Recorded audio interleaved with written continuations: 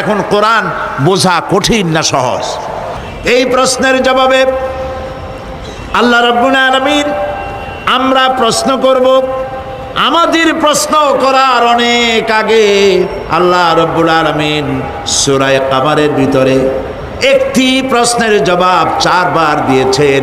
আল্লাহ পাক বলেছেন, ওয়া লাকাদ ইয়াসসারনাল কুরআনা লিযিকর ফাহাল মিন মুদ্দাকির।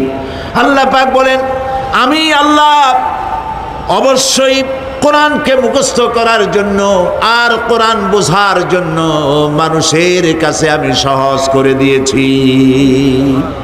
ফাহাল মিন মুদ্দাকির, আছে কে কেউ এর থেকে উপদেশ গ্রহণ করা? 4 বার আল্লাহ পাক বলেছেন সূরা কামারের ভিতরে, অবশ্যই কোরআন আমি বোঝার জন্য সহজ করে দিয়েছি। সুবহানাল্লাহ বলেন।